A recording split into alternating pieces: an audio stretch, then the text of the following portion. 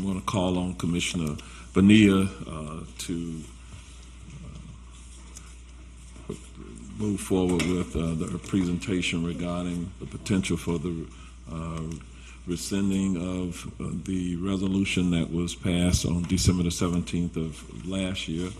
It was Resolution 2019-M50 of the Orange County Board of County Commissioners regarding support of the Central Florida Expressway Authority preferred alternative for the Osceola Parkway Extension Project Development and Environment, the PD&E study, reevaluation and petitioning the Florida Communities Trust for a modification of the grant award agreement, the interagency agreement and management plan as was presented at that time under tab 3, page 380-383. Okay. So I just need to ask one question. I might want to, Commissioner, before you do that, let me just ask the county attorney in terms of process, the legal process according to the county charter and policy regarding the action that you are suggesting at this time. So I'm going to call on the county attorney first to give the board just a reminder about the process and the legal issues related to this. Mayor, you should have, as a handout, a copy of the board's rules when it comes to a motion to rescind. And as you know, we've already had a prior notice given by Commissioner Bonilla of a notice to have a motion to rescind, which is scheduled for this morning. That motion to rescind is in order if someone on the losing side obtains 5 votes to rescind the motion.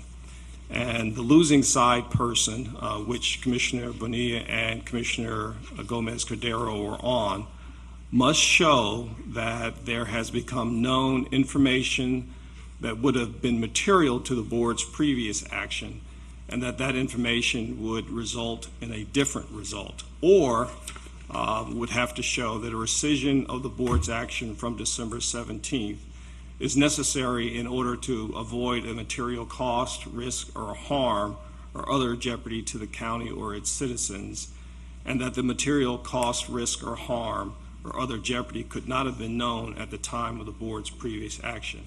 And as I mentioned, 5 votes would be required in order for the motion to rescind to be successful in overturning the board's action from December 17th. Okay, so are there any questions in terms of process and where we are by members of the board at this time, regarding anything that Attorney Newton just stated? Yes, I do have a question. Okay. Commissioner Bonilla, you're recognized. Would we need to do the motion first and get a second before we could go on to the presentation and discussion? That would be up to the mayor to decide whether that would be the case. I think the first step is for the board as a whole to make a determination of whether or not what you present constitutes new information which would militate towards a different decision by the board. If the board decides that it is not new information, and essentially if 3 members of the board decide that it's not new information, then the motion itself is deemed to be out of order and could be deemed to be out of order by the mayor, and you would not get to an actual vote on the motion. So, Commissioner, to further answer your question, you can do the presentation and we can have the discussion of the board, and then we'll see what action occurs as a result of that. Okay. So I'm going to recognize you at this time. All right. This motion came about when we got constituent calls and became aware that the FAC land exchange code may apply in this situation. This information prompted us to email FCT staff to ask about the legitimacy of whether the land exchange code should have been used. That email was in the agenda book, and that is all the information we provided to FCT, and you also saw their response, that the land exchange code applies. On January 29, me and my aide were in Tallahassee, and we met with the FCT. At that meeting, the attorney for FCT advised that she spoke with the lead attorney in Orange County. The two debated the issue of whether a land exchange applied. The FCT attorney again advised that she recommends a land exchange. She urged the application should move forward as such. This conversation occurred prior to any conversation I had with FCT on January 29th. The questions I asked FCT after that meeting, in order to confirm that we understood everything that was said, are before you today. The response, again, that a land exchange applies. And this document right here are the notes that I emailed them, and with their comments in response on the back of each page.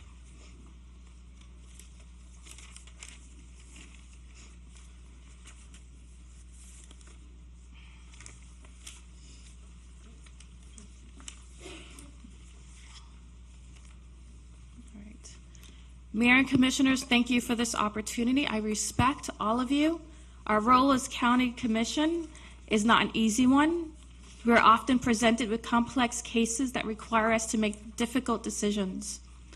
Our decision regarding our support of the CFX Parkway to run through Split Oak Forest is one of those cases. I am before you today not to say that our decision on December 17, 2020 was wrong or right. I'm before you today because there was information that we did not have at the time we made our decision on December 17, 2020. That is likely of importance for us to make an informed decision. I'm before you today to provide that information. You can decide after I present this information if our vote on December 17, 2020 to approve a resolution in support of CFX preferred alternative for the Osceola Parkway extension and petition FCT for a modification of the grant award agreement, interagency agreement, and management plan should be rescinded. I've been with this board for 2 years, and I find it hard to believe that this board will allow for impact to any conservation land without knowing those impacts are mitigated somehow.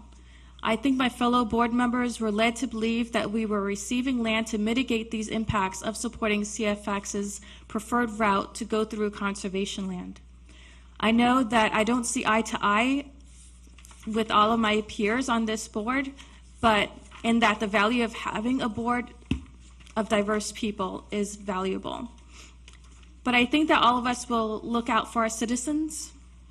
And because encroaching on environmental lands were so controversial, I think some of us may have made a decision that this land was to compensate for land we were giving up.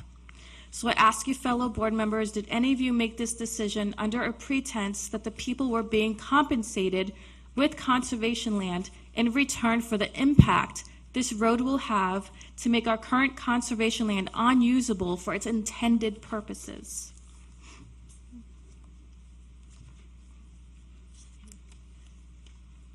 5 votes shall be required to pass the motion to rescind. A motion to rescind is proper when there subsequently has become known information that would have been material to the board's previous decision and would have militated for a different result, or a rescission of the action is imperative to avoid a material cost, risk, harm, or other jeopardy to the county or its citizens, and the material cost, risk, harm, or other jeopardy could not have been known at the time of the board's previous action. This presentation will show that the answer to both these questions is in the affirmative, and that a motion to rescind is proper. In 2000, Split Oak Forest was designated as conservation land. Per the Preservation 2000 rules at the time the grant was put into effect, the land was to be held in perpetuity. In addition, the enabling Florida statute 704.062 states, and I quote, "Conservation easements are perpetual, undivided interests in property," end quote.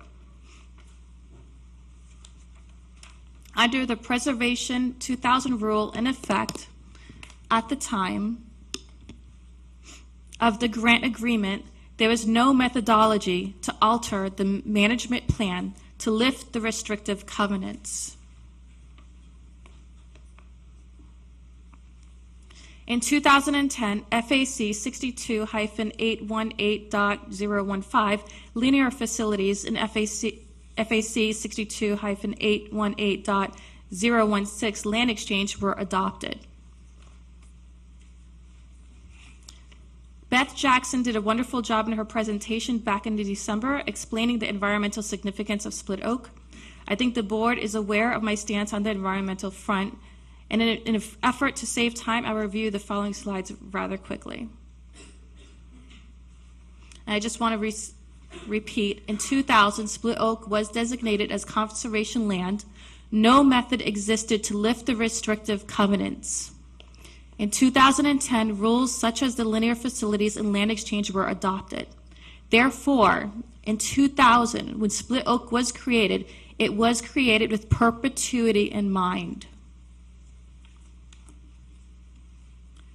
The entities that are at play regarding this property are Orange County, Osceola County, Florida Fish and Wildlife Conservation, and Florida Communities Trust. Acquired in 1994, it consists of 1,684 acres, 1,049 in Orange County, 635 in Osceola County. The land is owned by the respective counties in which it lies. Land acquired with the funds from a grant agreement with Florida Communities Trust. FCT is the state agency under Florida Department of Environmental Protection charged with assisting communities in protecting natural resources through grant programs. The property consists of 1,684 acres. It was acquired in 1994 through the funds from a grant agreement with FCT. FCT is the state agency under Florida Department of Environmental Protection charged with assisting communities in protecting natural resources through grant properties.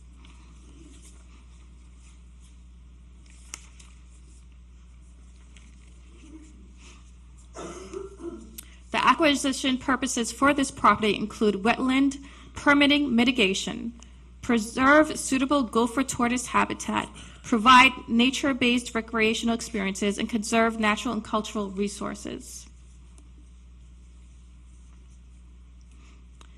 The grant award agreement consists of several provisions that limit the use of the land to conservation purposes. These are known as covenants and restrictions. Some people might be familiar with these terms in regards to homeowners associations. The covenants and restrictions dictate what can and cannot be done with the land.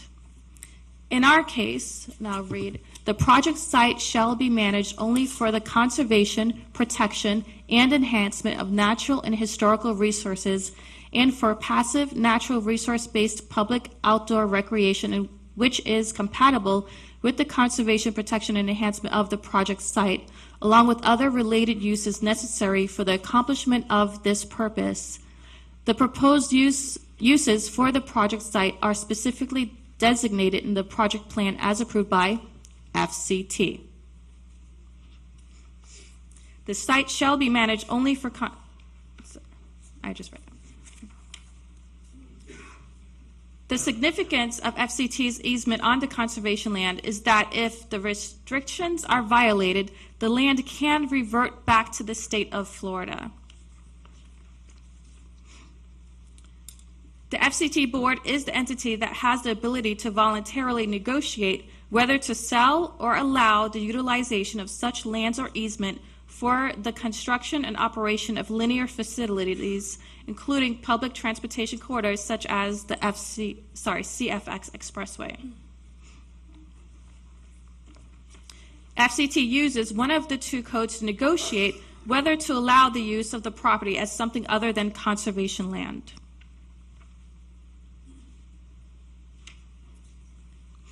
FAC, well, I'll not continue reading these codes. I'll just say linear facilities. The counties and CFX have currently chosen to get the support from Orange County and Osceola governing boards.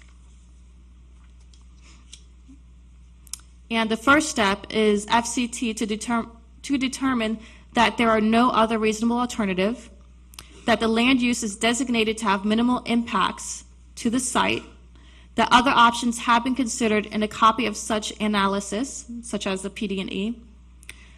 The minimal impact is a threshold question, and based on my conversations with FCT, this will be the crux if we continue to apply under this code. And this is the second step, and I'll just continue because we have to go through the first step in order to even get to the second step. And this is the third step. Linear facilities may apply when there is minimal impact on conservation land. And we did request some examples from FCT. Right-of-way to be used of minimal impact would be a couple of 1,000 feet, such as turning lane or a widening of a road. And two examples that were given to us was 2,890 square feet used as a right-of-way and 2,100 square feet easement for right-of-way. And if anyone's familiar with how many square footage is in an acre, it's about 4,500. So this is about, sorry, what was that? 43,000. Okay, I was close. And you could see that this comes to about maybe half of an acre of impact. And what we're asking for is 160 acres of impact with the road going through Split Oak Forest.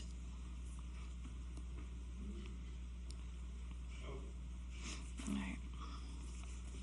Under the land exchange, the declaration of restricted covenants for trust project sites limits the use of the property to conservation, outdoor recreation, and other related activities. However, recipients occasionally receive requests from adjacent property owners for land exchanges to expand the adjacent development in return for other lands adjacent to the park. And this is under a land exchange.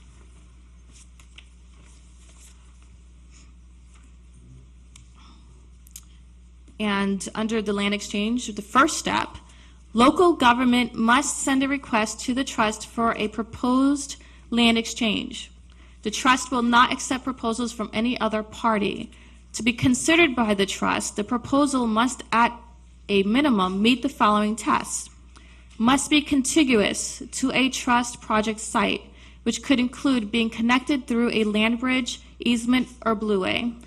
Must be at least equal to or greater in terms of upland acreage. Must have at least the same real estate value as the trust parcel being given up. Must have a significant and a clear net environmental, conservation, and or recreational benefit to the project site as determined by trust staff. And the exchange cannot result in a lower score based on the application criteria. If it is determined that no discernible net environmental, conservation, and or recreational benefit to the project site would be achieved through the land exchange, the request will be denied. If the above tests are met, the trust staff will then request the below additional information to further evaluate the request. In other words, this is a thorough land analysis, which is the first step of a land exchange. And here's the second step, which a written statement from the recipient's governing council that it has reviewed the proposal and that the governing body conceptually approves the proposed land exchange by an affirmative vote of at least 3/4 of its members or the local requirement, whichever is higher. So it requires 3/4 of a vote.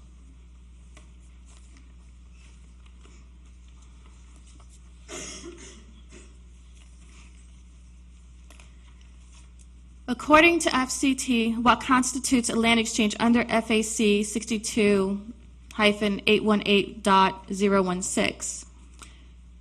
It is FCT's lifting the restrictions on the property that matters. The inevitable result of CFX's request for an easement will require FCT to remove the restrictions on the 160 acres currently in conservation. This 160 acres will have to be mitigated, which will result in the property to be placed into conservation. A land exchange has nothing to do with ownership of the property. It is about the restriction being taken off of conservation land and the land being put back in.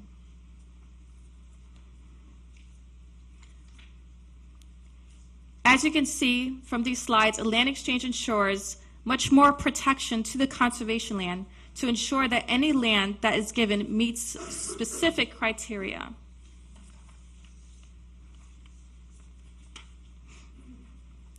Comments from Glenn Presimone, Chief of Infrastructure with CFX, during his presentation December 17th, 2019, and these are some quotes.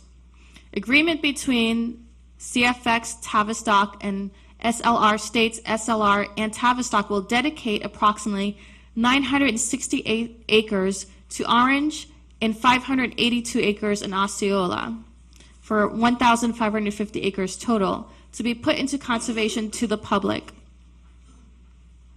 Agreements removes 3 million square foot of approved development area. This is a 25-to-1 in comparison of 60 acres direct impact and 10-to-1 in comparison of 160 direct indirect impact.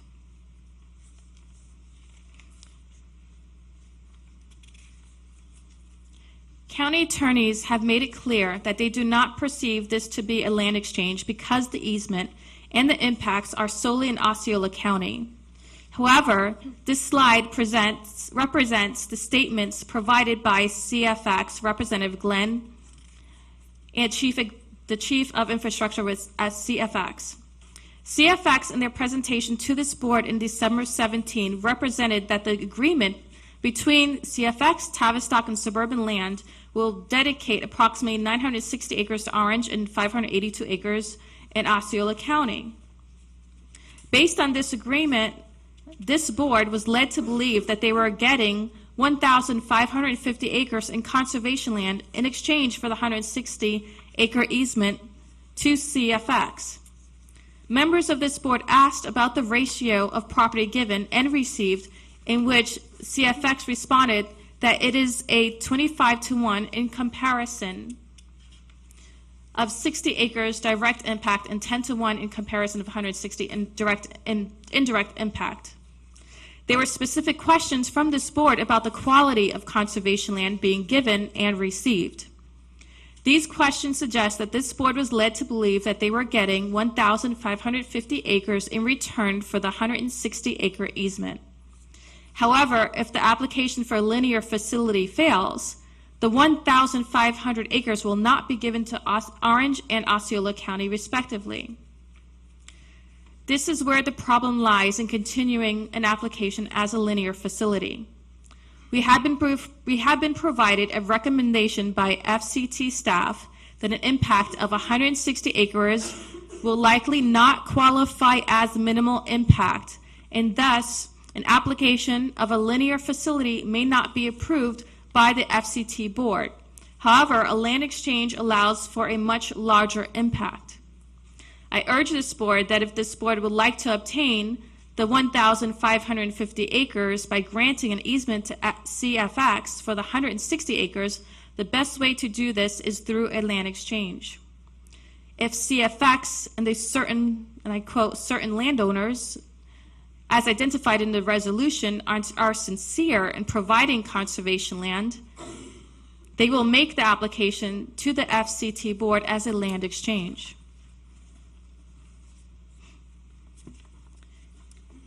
There subsequently has become known information that would have been material to the board's previous decision and would have militated for a different result. The board was not informed why FAC 62-818.015 linear facility was chosen over the land exchange. We were not informed of why they did that. Throughout the presentations also, the board was never told that the land to be given by certain landowners for conservation land was never going to be added to Split Oak Forest.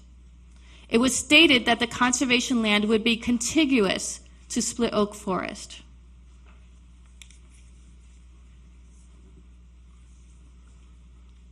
Why is there an illusion that this conservation land would be added to Split Oak Forest, showing contiguous land connections?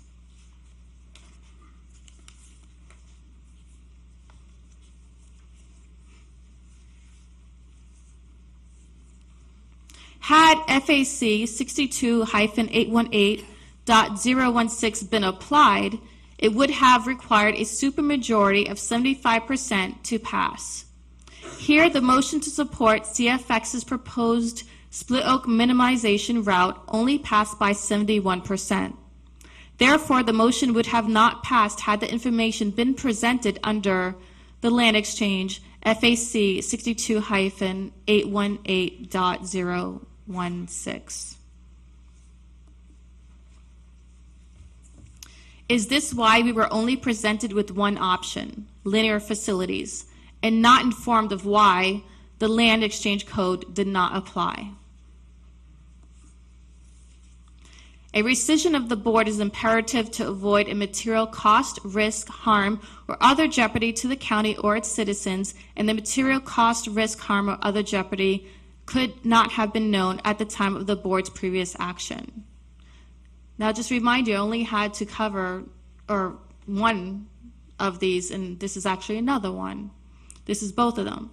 The action is to save Orange County taxpayers all time and money.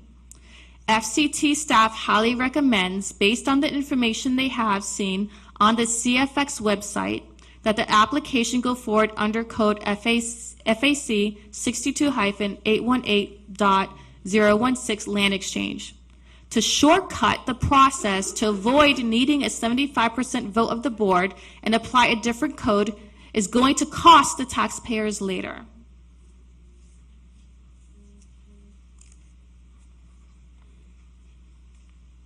This action is imperative to avoid material cost, harm, and/or jeopardy to the county and its citizens, particularly because the county stands to spend material amounts of money and time in its argument to the FCT board and other governing entities required for approval by applying as a linear facility. This action is to save Orange County taxpayers all time and money. FCT staff highly recommends, based on the information they have, that this is a land exchange. If staff and CFX is determined to apply the linear facility standard of review, then they need to use the split oak avoidance route because of the information points to this being a land exchange by choosing the split oak minimization route. In summary, this is not a minimal impact. 160 acres of land will be removed from conservation. 160 acres will have to be mitigated and therefore will require other land to be used for conservation. FCT staff has cautioned us that a land exchange is the recommended code to use for this application. In summary, the threshold question under linear facility code regarding minimal impact will be a hard hurdle for the county to overcome based on the information we have received from FCT staff. Just like with our staff, when staff recommends approval of a project, it is easier for us to get on board. When staff recommends denial, we give deference to that. We may not agree in the long run, but the majority of the time we trust our staff has made the proper analysis. In this case, FCT staff, similar to what our staff does for applicants to the county to provide advice and proper process for the applicants to use, FCT staff is recommending to us that we use the land exchange process. With that said, I urge my colleagues here today to take a serious look at this.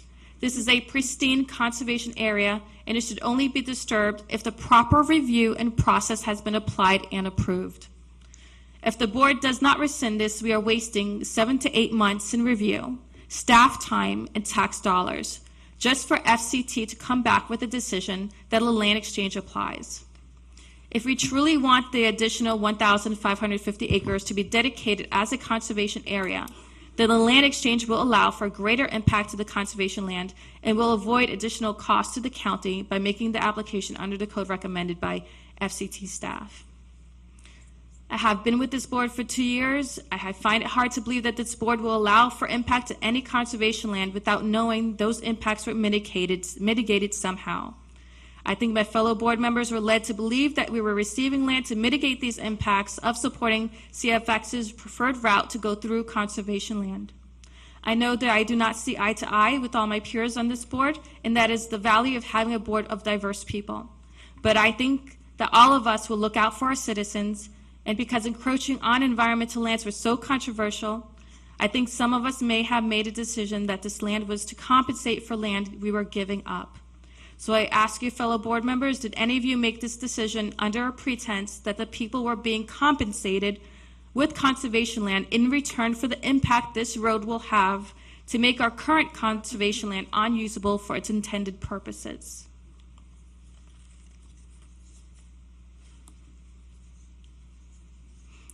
My request is to rescind the approval of a resolution of the Orange County Board of County Commissioners regarding support of the Central Florida Expressway Authority preferred alternative for the Osceola Parkway Extension Project Development and Environment Study, PD&E study, reevaluation, and petitioning the Florida Communities Trust for a modification of the grant award agreement, interagency agreement, and management plan. And I request that the CFX and Orange County staff present this matter under FAC 62-818.016 land exchange as recommended by FCT staff to ensure 1,550 acres of land will be added to Split Oak Forest if the 160-acre easement is granted for the toll road.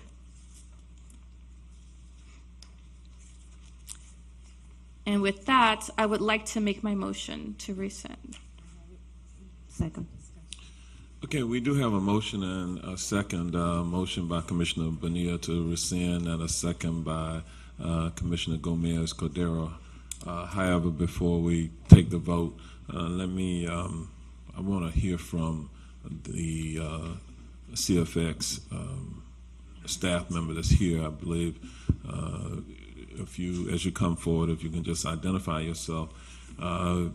I have a few questions for you. First off, I want you to kind of speak to who the applicant is in this case for this particular roadway. If you can also share with all of us exactly where we are at this time in terms of the process by which you're trying to go forward with the development of this particular road, and if you can also opine on whether or not you believe that the process that we're currently within is consistent with current Florida law. Okay. If I need to repeat any of that, I can do it. Again, who's the applicant in this case, in a timeline of where we are in the process, and if you believe that where we are at this time is consistent with Florida law. Okay. Thank you, Mayor. For the record, Diego Woody Rogriguez, General Counsel for Central Florida Expressway Authority. Mayor, as I understand it, first of all, in answer to your questions, the applicants, in this case plural, are the two recipients of the grant award agreement back in the late 90s, and that would be Orange County and Osceola County. And throughout this process, the board should know that beginning in 2016, before Central Florida Expressway Authority was even involved, there were meetings that were being held by the Osceola County Expressway Authority back when there was no promise of any additional lands or any conveyance of any additional lands, back when the road was going to be run through the middle of Split Oak, impacting directly Orange County's portion, their ownership interest in the lands in Orange County.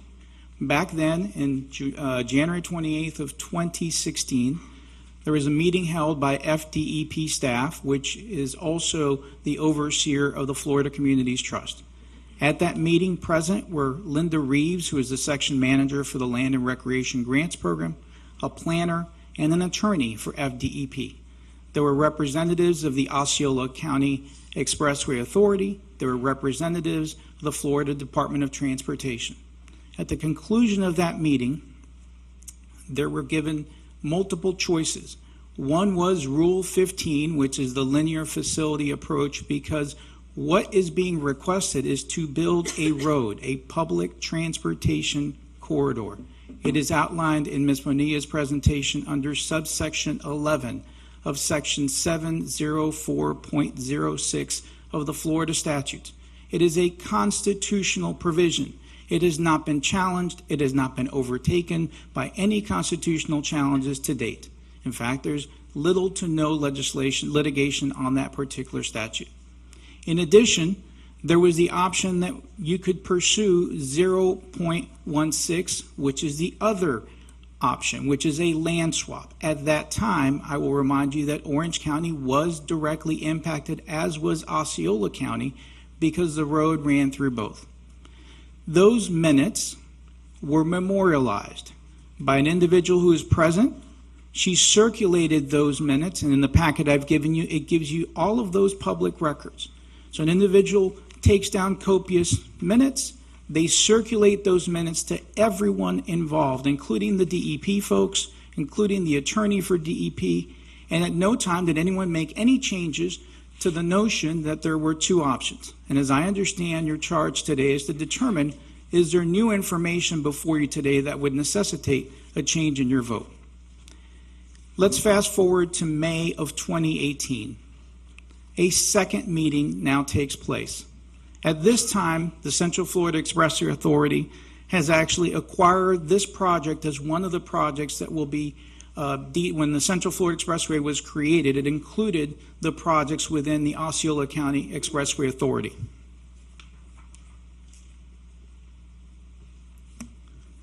At that meeting, there was representation from the Central Florida Expressway Authority through our director, Laura Kelly. There were representatives from the Florida Communities Trust, including Rebecca Wood, and the same attorney that Commissioner Bonilla has spoken to, Lois LeSueur. There was a representative from Orange County, Beth Jackson. There were numerous others in attendance, including those with environmental issues and concerns. And again, throughout that conversation, that meeting, the direction from FCT in 2018, less than 2 years ago, was there are two options. You can apply for the linear facility approach because you're putting a public transportation corridor on this property, or a land exchange. At that point, again, there is no finalization or offer to have any additional lands being offered other than the lands that need to be provided for mitigation purposes. And I don't want to confuse anyone, but regardless of whether those 1,500 acres are conveyed or not, if a road is placed on the 60 acres that have a direct impact, Florida Communities Trust will demand mitigation, and CFX has said we will comply with mitigation that is required. That is separate and apart from the 1,500 acres that are being conveyed by the adjacent property owners. Those minutes from that meeting were not compiled. However, on May 30th, Attorney LeSueur for the Florida Communities Trust communicated with our outside counsel and provided her, again in an email that's presented to you today, 2 rules that were applicable. So again, as of 2018, we had 2 potential rules to avail ourselves, and by we, I mean the 2 counties as the recipients. That same information was then conveyed on June 11th, 2018. And my understanding is that memo was circulated to all county commissioners at that time. I know 4 of you are new to the board, so you did not receive that memo, and I understand that. But I do recognize that Commissioners Vandelay, Commissioner Siplin, and Commissioner Bonilla all served at that time and would have had a copy of this memo. It has come to my attention today, after completing this summary of what I believe are the relevant information regarding this project, that in October 30th of 2018, this board also had a work session in which a 12-slide PowerPoint was presented by, I'm assuming, members of the Orange County staff, and there was an opportunity to ask questions. And again, at that meeting, in that PowerPoint, which is available on public records, which I pulled up today, it tells you that in evaluating the proposed impact request, FCT will consider, and it lists the criteria under Rule 15. So the notion that there's been 2 rules has been ongoing from the beginning. The decision to go with one rule over another had nothing to do, Commissioner, quite frankly, with whether or not there would be a 75% vote, because CFX has no idea how this vote is going to turn out here. We had no idea how your vote was going to turn out back in December. And we certainly don't know what the FCT will determine in terms of next steps, Mayor. The next step is going to be, if this goes forward as it was voted on in the resolution back in December, that the Florida Communities Trust will apply the rule and consider whether or not it meets that rule. If they don't, they will reject it. They may ask for additional information. They may reach a different determination than staff. And I'm disappointed that staff has been contacted in advance of a resolution, but we have been assured that regardless, staff has made zero determinations in terms of how the eventual outcome occur. And that was provided to us in communications, not only with the Attorney LeSueur, but her boss, the Deputy General Counsel. So with that, I hope I've answered your questions, and I've gone a little bit longer than I expected. So this, in terms of process, it is your belief that it is appropriate for the application process to move forward as a linear facility and not as a land exchange? Absolutely. Okay. Are there any other questions of Mr. Rodriguez before we move forward? Okay, no questions. Okay, I'm going to go to the county attorney at this time. Thank you, Mr. Rodriguez. And I have a few questions for the county attorney and for the board. Of course, we receive our legal advice from the county attorney. And in this case, there are a few questions that I have for the county attorney. One is if you can speak to how conservation purposes is defined by Florida statute, one.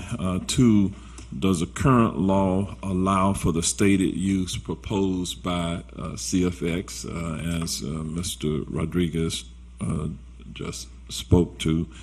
And then lastly, there was an issue that was brought up earlier this morning, and it was an assertion that perhaps because Commissioner Vanderlee and I serve on the governing board for CFX, that we perhaps would have a conflict of interest to participate in the vote today. So it's those three areas. If you, again, how is conservation purposes defined in statute? Does the current law allow for the stated use proposed by CFX?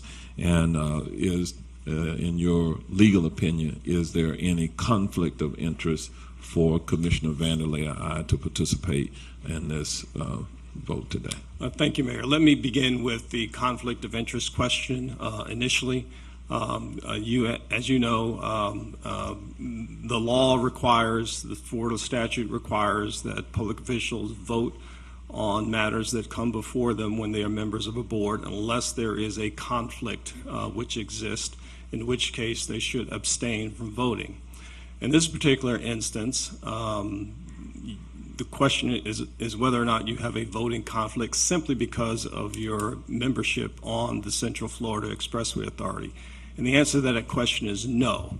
You would only have a conflict of interest if there is something that would inure to your special private gain, the special private gain of a principal that you are retained by, or the special private gain of a relative of yours.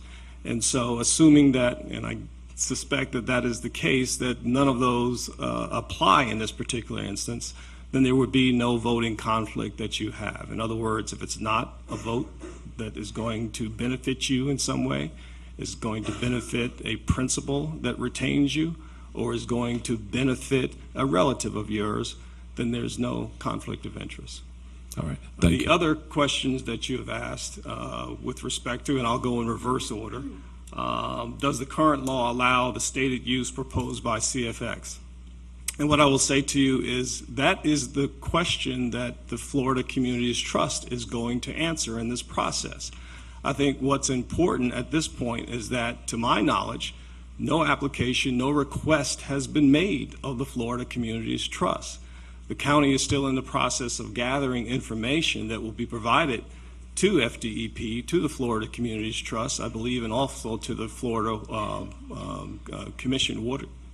Wildlife Commission, for purposes of making a determination. All that has occurred at this point in time is that Central Florida Expressway Authority came forward to the board back in December with a request to support a particular alignment of the roadway, and that we would cooperate with Osceola County and Central Florida Expressway Authority in a request to the Florida Communities Trust to essentially lift those restrictions that might exist on the property. And I'll remind you that it is property that is wholly within Osceola County. And so, yes, Florida law does allow for, and in fact provides specifically for, a linear facility to be constructed within conservation land. And the third question that you had was, how is the conservation purpose defined in statute? Well, it's actually defined in the deed that the county received with respect to the land that that Orange County owns. And I'll just state what it says here. It says, it is the purpose of the conservation easement to ensure that no activities detrimental to drainage, flood control, water conservation, erosion control, soil conservation, wetlands, or fish and wildlife habitat preservation are undertaken on this property. And then it goes on to list a number of things that are rights which are conveyed to the grantee in this easement. Now, as you have come to know, being a public servant, there is always an opportunity to amend, alter, revise an agreement. And that opportunity exists within this agreement too. And there is state laws which enable the county, along with Orange County, along with Osceola County, and along with Central Florida Expressway, to make a request. And at some point in time, if that request is approved, then guess what? This modification of this agreement is part of that process. All right, thank you. You have answered my questions. I'll go to the commissioners at this time. I recognize Commissioner Gomez Cordero. Thank you, Mayor. Good morning, well, good afternoon, and thank you to all of you that took the time to come to BCC today. I have two questions that I already asked them in December 17. I want to know if today I'm going to have a response, and I'm going to say them, and then whoever can answer. What is the cost of the maintaining to this land that will be donated, and how much taxes income will Orange County lose with this donation? That's not a question. Okay, I that's would know the answer. it's not a legal question. So the question is, I believe, what will be the cost to maintain the land? And if memory serves me correctly, one of our staff members, Beth, this last presentation spoke to that. And I see Mr. Rodriguez as well as Beth coming forward. So that's one of our questions. Correct, Commissioner? That's the question you had? Yes, the maintaining of the land and the Okay, taxes. Beth, are you the appropriate person to respond to that? Maybe. We are currently working to develop that cost. We're still doing a lot of research to make sure that we ensure that the amount of monies that are needed to manage any of the donated properties in perpetuity would be sufficient. I apologize, but we don't have those. We don't want to rush that kind of a decision, and we just want to make sure that we have the appropriate amount of dollars committed for that general management as well as restoration. And on average, restoration costs about $25,000 to $35,000 an acre, but we're evaluating those particular lands to make sure that we come up with an accurate figure. Thank you, Beth. And Mr. Rodriguez, Attorney Rodriguez, would like to speak to that as well. Just on behalf of CFX, our executive director has gone on record and stated unequivocally that the cost to upgrade, basically to bring them up and then to maintain, are costs that CFX is committed to identifying those dollars, but we don't know those numbers. The moment we do, then that'll be part of what gets submitted to wherever it needs to go when it eventually gets approved, whether it's to the county of Orange County, Osceola County, Florida Wildlife, because they may be the ones that are the ultimate recipients. So, but that commitment has been made publicly, and they stand behind it. We stand behind it. Okay, and you had a second part of the question, Commissioner? Oh, did yes. they- How much taxes will that cost to Orange County if we want to lose any with this donation? The land donation. It's going to cost us anything? How much? Currently, Commissioner, the land is owned by Orange and Osceola County, so it's not a tax situation, and it will continue to be owned by public entities, if that makes sense to you.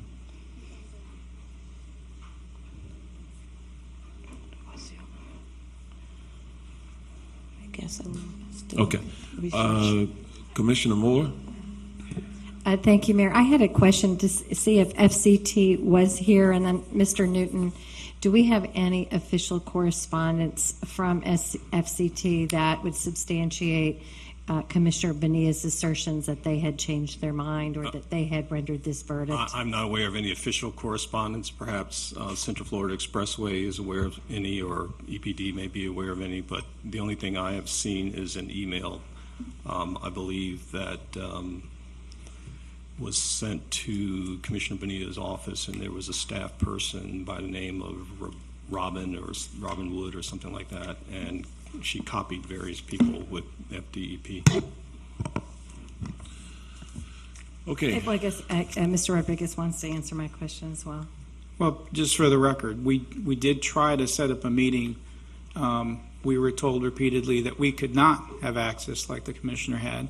So CFX did communicate through its outside counsel in writing, in public records, and the response from the attorney LeSueur was essentially that it's up to the counties to submit the application and seek whatever alternative they seek. So the question was really raised as a result of the correspondence and exchange by Commissioner Bonilla's office.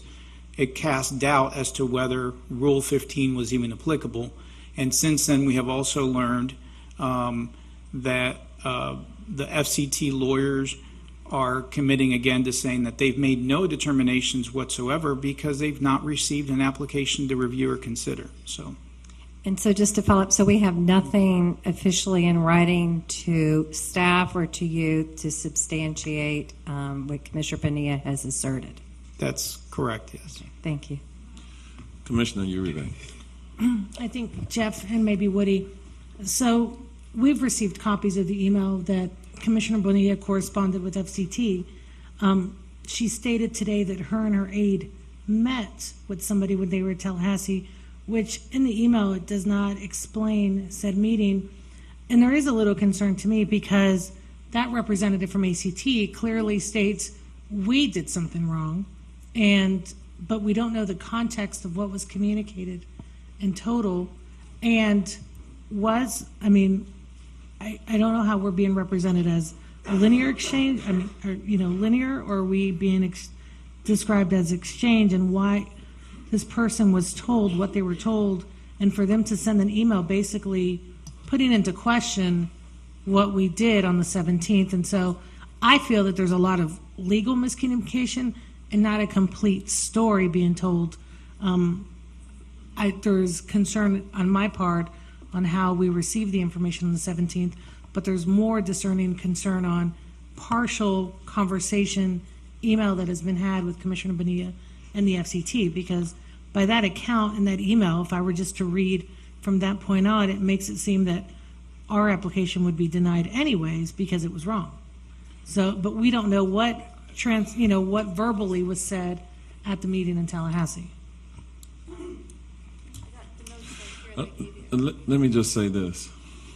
As it relates to legal advice to this board, it comes from the county attorney's office. Okay. And that is why I went on the record and asked the county attorney just a few moments ago his legal opinion.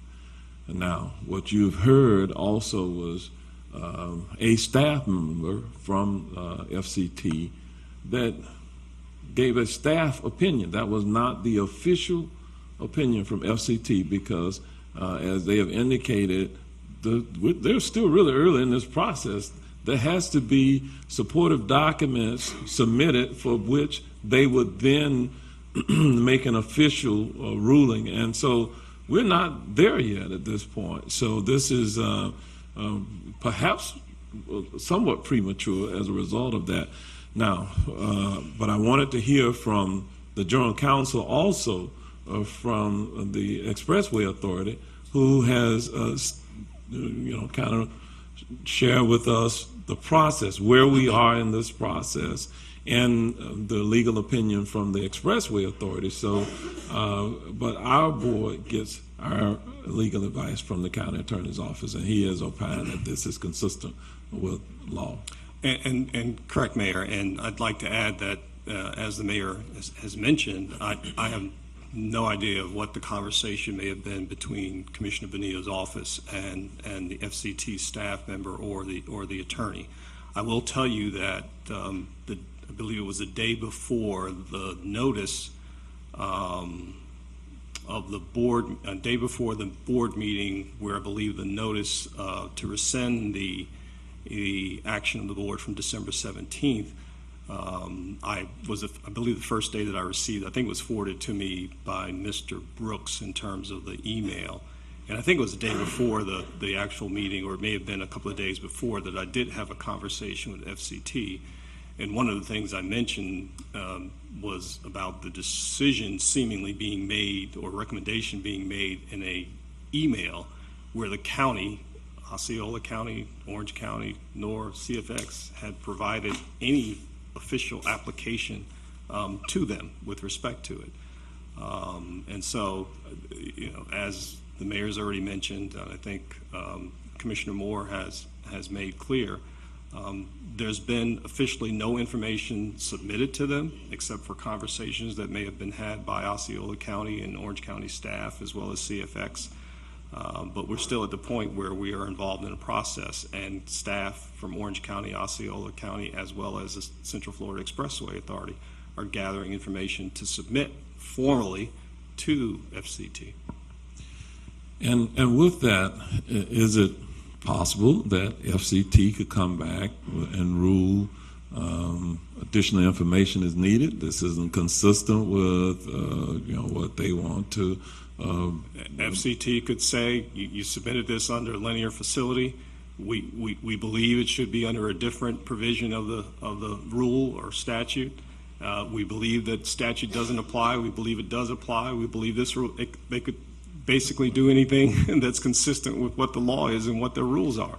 So we have no way of knowing at this juncture what FCT is going to do, because there's been no formal submission of documentation to them, nor has there been, at least from my understanding, based upon what Mr. Rodriguez indicated, any conclusion as to which rule documents should be submitted under. Okay, Commissioner Bonilla. Yes, I knew that it would come into question what information I gave to FCT, which is why I started off this presentation describing the whole process that I went through. We did not have any conversation with FCT prior to that email that was sent. That everything was in that email. We did not call them, we did not talk to them. We just sent that email, and that was their response with no conversation happening with them. So whatever information they used at that time to make that decision in that email, we don't know what that was at that time because we didn't have any conversation with them. So all of the conversation is in that email chain that was included in the agenda book at the last meeting with the intention to rescind. I also, at the beginning of this presentation, stated that we did go to Tallahassee and have a conversation with them, and we didn't give them any information at that time either. All we did was ask questions. And from the answers and questions that we had, here it is. So from that conversation, in order to, because I saw this coming, that it would come into question my conversations with them, I was prepared in advance, and I sent them all the notes from that meeting to get confirmation from them on that discussion, which you all have a copy of it today because I provided it to you. And they did make a couple of corrections, which are on the comments in the back. And there was like the comments that they had really did not change any of the information that we had. It was just on a couple of terms here and there from FCT to trust. So any conversations, everything is all notated, it's confirmed by them, and only the information that they had confirmed here has been presented to you. Now, one thing that wasn't confirmed in here, and what I mentioned, was that between the time that there was that email and the time that we went to Tallahassee, I stated that someone from Orange County Legal, and actually they did name the person, and at the time when I was saying this, I didn't want to name who the person was. Legal did talk to legal of FCT, Lois, and debated the question of what code to use. And at the end of that debate, FCT still said that they recommend a land exchange. This is a land exchange, or a land exchange is going to be needed. And let me just say, we played devil's advocate with them. We kept arguing with them against what they were saying, and they kept coming back. It doesn't matter. You're impacting 160 acres of conservation land. That land has to be mitigated. No matter what, at the end of this whole thing, that has to be mitigated. And the only way it can be mitigated is with a land exchange, which is why this whole thing it has to be a land exchange, because we're impacting conservation land that needs to be mitigated, 160 acres, and that is not a minimal impact. If it was a minimal impact, meaning a couple thousand square feet from their examples that they sent us, that is minimal impact. This is 160 acres. If you want to times 160 by 4,000, whatever, 300 square footage, that is way more than 2,000 square feet of conservation land. And I would like to say that I had said that between the email and the meeting in Tallahassee, they received a call where it was debated with them on which code to use. Commissioner Moore asked the question, was there any conversations that just happened just today, like I don't know, maybe 15, 20 minutes ago? That question was asked of Jeff Newton, and he stated, no, there were no official conversations.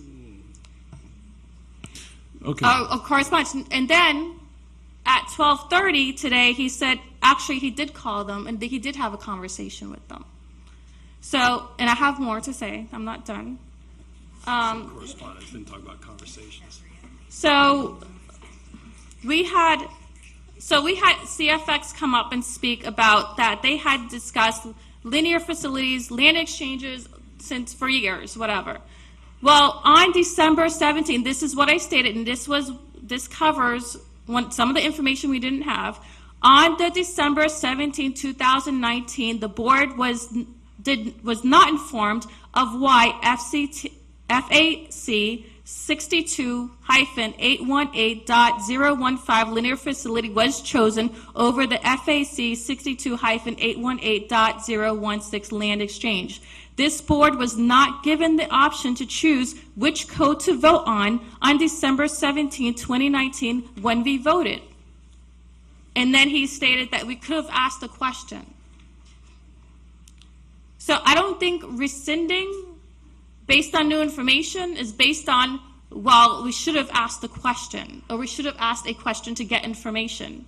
A lot of times this, as a commissioner, we don't know what we don't know. So we don't know what questions to ask when we don't know what we don't know. And we depend on our staff to provide that information to us because we don't know what we don't know. Therefore, we don't know what questions to ask. And again, and Beth Jackson said, don't want to rush a decision. She just said that. Well, we were rushed to vote on this without having all the information ahead of us. And Commissioner Cordero asked a question about the payments, and I am now very cautious about semantics because he never said who will be paying the money to bring up that donated land to quality and who's going to be paying for the maintenance. Because I assumed that would be paid for by CFX. And that's something I definitely want to get answered. And there was a mention about, oh, and also I would like to state that it was in CFX's own words that, comparing the two lands together, so.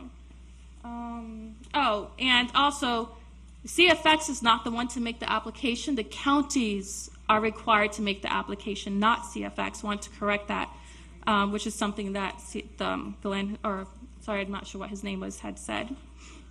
And regarding legal advice, the state agencies, we are given the opportunity to always request legal advice and legal opinions from the state agencies. And that's a service that they provide to us, the commissioners, and a service that is very valuable whenever we question anything. And also, I'd like to mention that, there was a statement of it being premature. Well, I have to say it was pretty premature for us to be voting on this on December 17th when we didn't have all the information in front of us, such as the PD&E. And also another piece of information I found out was that the county had requested, after our meeting with Tallahassee, they had requested public records on the land exchanges that had been, on the linear facilities that have been approved by FCT. Why wasn't this information requested beforehand in order to do the research to make sure that we were using the correct code? So that was premature for us to be rushed to make a decision on December 17, 2019 without having all the information in front of us. And I have to say, it's really absurd to expect us to ask the questions, and if we don't ask the questions, then it's like too bad.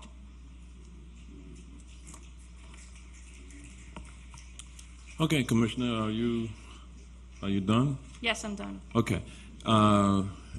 She had one question, Mr. Rodriguez, and that question was who pays for the mitigation? I think you're probably the appropriate person to respond to that. Again, as I stated earlier, unequivocally, the executive director has said we need to look at the cost, but the CFX is prepared to make those lands whole and to provide for the dollars necessarily for the ongoing maintenance. There will be questions about what the amount is per acreage. There are questions that are going to be raised about what's the appropriate amount of time. Is it 10 years, 20 years? There'll be questions about what's required to upgrade those lands. Those are questions that we cannot answer at this time, but the CFX executive director has said before, and if she were here, she would say the same thing. We will make those lands whole because that is our obligation. But who will pay for that? It will be initially CFX, but we're going to look to every possible way to make sure that that gets paid for. I don't know who's going to pay for it at this time because we don't know the amount. And Mr. Rodriguez, once the application is submitted, is it likely that the response back from FCT will be instructive? It will give the applicants more direction if direction is needed in terms of what has to occur in order for the road construction to occur. That has been their process when they have applied this rule in the past. That is correct. Okay. And so process-wise, it's the process evolves and clarity is given to some of the areas now where there may be a lack of clarity. Correct. And it's a public process, Mayor. I mean, their meetings are in the sunshine. So all the folks here will have a chance to voice their same concerns to the FCT board in Tallahassee. Okay. Ma'am, you're out of order. Okay. I'll go to the county attorney again. I don't know if you had... Just one point I wanted to make, Mayor, because it was implied that I was being inconsistent in my answers to Commissioner Moore and to the rest of the board. The question that was asked by Commissioner Moore was whether or not there had been any official communications, recommendations by FCT, and the answer to that is no. I understand. And when any of the conversations that Commissioner Bonilla had in Tallahassee or otherwise, those were conversations that she had as a result of her duty as a commissioner. It was not an official representation of this body. This body had not empowered her to go to Tallahassee and negotiate or have conversations on behalf of the board. The board is having those conversations now, and the board gave direction in our prior meeting, given the resolution that was passed. Is that correct? And nor were my discussions that I had with Lois LaSure prior to the notice of rescission an official recommendation by FCT, because quite frankly, nothing has been submitted, as I've indicated, to FCT for them to make an official recommendation in response to what's been submitted. Okay. Commissioner Moore. I'm not sure I have much to add to that because I was trying to ascertain whether why FCT would not be here today. And it felt to me, Commissioner Bonilla, like you started off trying to say that there was new information and that this was not a linear facility, not that you said it was a land swap, but then you went into a whole another round of conversation about it. I know this whole board here loves natural lands. I spent a good portion of my time working on that. It's a very complicated process, and we're just trying to apply it correctly. And we are not the final determination of whether this land meets either of these statutes. And it was very clear today that there are statutes governing the constitutional things that we voted for with natural lands. We have, since I've been here, we voted on several additional natural lands. So it's not that this board doesn't like conserving lands, it's not concerned about the environment. We're just trying to apply the rules and the laws and make an application and let FCT make the final determination according to state law and their rules and procedures. And so at this point, if FCT is not here today to tell us that they have made a determination, they've not made a determination, the course of action is to make an application and let the chips fall. Let them determine if we're doing this right or we're not doing this right. Determine if all these things have been met. It's a very, very difficult process. It's a very cumbersome process. And so I'm assuming what you're asking me today on this motion, Commissioner Bonilla, is whether FCT had come in to say if it was a land swap or a linear facility, but I think it's been proven that we don't have any official correspondence from FCT to say that we had made that decision incorrectly. Correct. I believe what we've heard is that there may have been some unofficial correspondence or comments that were made, but we deal in the realm of facts, and so we want to make certain that whatever facts we base our decisions on, or information we base our decisions on, are factual, and that has to be an official response from the organization on their official letterhead, et cetera, et cetera. We don't have anything to say that anything that we've done at this point is contrary to law. Thank you. Okay. Okay, ma'am, you're out of order. Okay. Commissioner Bonilla. Yes, so when we have, which it happens a lot, we have land use applicants who come to the county, they talk to staff and they ask for a recommendation on what's the process that they should take in order to submit their application. So they're given advice by Orange County staff in planning and zoning on whether, for example, they should do a special exception or a variance or a waiver. So staff provides them with that advice. Now, if staff had, let's say, advised them, well, this has to be a special exception, and the applicant says, well, you know what, my attorney says that I should be doing a variance instead. But Orange County attorney or staff recommends a special exception. And then they came to me, it'd be really hard for me to say, well, yeah, you should listen to your attorney rather than Orange County's attorney or Orange County staff. Because I don't want to spend that person's money or time submitting the wrong application. Like, that's not the type of advice I would give someone. And that's sort of what the situation we're in right now. We're submitting an application, and the people we're submitting the application to is providing a recommendation. It's not official, like on a letterhead or whatever, but just like we do at the county, when someone approaches the county, but then, wanting to do an application, they get advice and they're advised on what the proper process is. So, again, you guys could do whatever you want, but I would state that the board was not informed on why FAC 62-818.015 linear facility was chosen over the land exchange. That's new information. Throughout the presentations, the board was never told that the land to be given by certain landowners for conservation was never going to be added to Split Oak Forest. I guess we could have asked, huh? But, you don't know what you don't know. It was stated that conservation land would be contiguous to Split Oak Forest. And everything that we saw showed that it was going to be added to Split Oak Forest. That's the assumption that we were led to believe. Had FAC, and had it been applied as a land exchange, we would need 75%. And also, on the other requirement, this is just like, I wouldn't recommend to anyone making an application to apply under the wrong code because it will cost them time and money. If we do something like that, it's going to cost us time and money.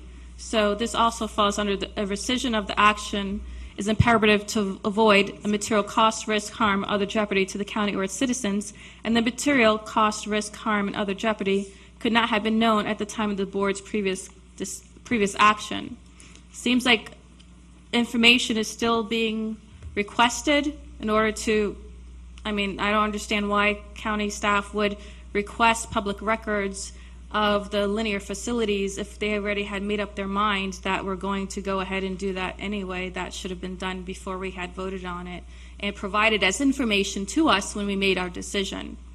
But it seems like we didn't have all the information in front of us to make a decision. They're still doing research. So we had made a decision based on a lack of information and lack of research. Okay, we do have a motion before us. A motion was made earlier by Commissioner Bonilla to rescind the action from December the 17th, 2019 regarding this item. And it was seconded by Commissioner Gomez Cordero. I'm going to call the question. All in favor of the motion to rescind, say aye. Aye. Okay. Opposed, no? No. No. Okay, we can, let me, I did call the question. At this point, ayes, we'll go down and do roll call. We'll start with Commissioner Vanderlei from